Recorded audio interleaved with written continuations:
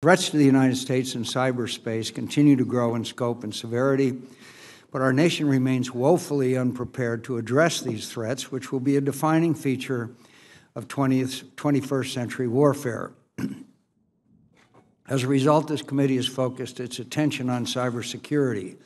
We've expressed our concern at the lack of a strategy and policy for addressing our cyber threats. We were hopeful that after years without any serious effort to develop a cyber deterrence policy and strategy from the last administration, the new administration promised one within 90 days of the inauguration. But 90 days have come and gone, and no such policy and strategy have been provided.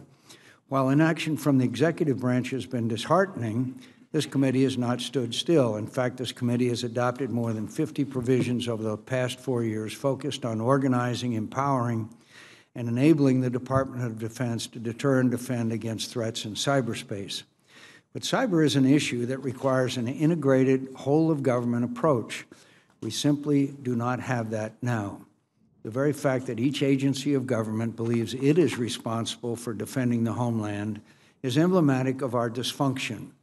We have developed seams that we know our adversaries will use against us, yet we fail to summon the will to address these seams through reform. Our allies, most notably the United Kingdom, have recognized the need for a unified approach. I look forward to hearing from Admiral Rogers his assessment of the recently established National Cybersecurity Center in the UK, and whether a unified model would help address some of our deficiencies here in the United States. The Coast Guard also presents an interesting model that should be evaluated for addressing some of our cyber deficiencies. The Coast Guard has an interesting mix of authorities that may be just as applicable in cyberspace as they are in territorial waters. They're both an agency within the Department of Homeland Security as well as a branch of the armed services. They can operate both within the United States and internationally and can seamlessly transition from law enforcement to military authorities. A cyber analog to the Coast Guard could be a powerful tool for addressing gaps that impede our existing organizational structure. It could also serve as a much-needed cyber first response team responsible for immediate triage and handoffs to the appropriate federal entity for further response, remediation, or law enforcement action. As for the efforts at the Department of Defense, I understand that Cyber Command is still on track to reaching full operational capability for the training of the Cyber Mission Force in the fall of 2018. But unless we see dramatic changes in future budgets, I'm concerned these forces will lack the tools required to protect, deter, and respond to malicious cyber behavior.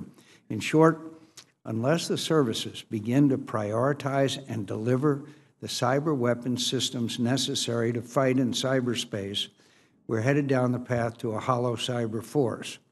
I also am concerned with the apparent lack of trained people ready to replace individuals at the conclusion of their first assignments on the Cyber Mission Force.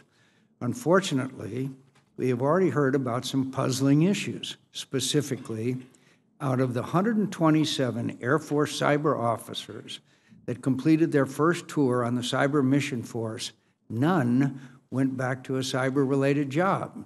That is unacceptable and suggests a troubling lack of focus.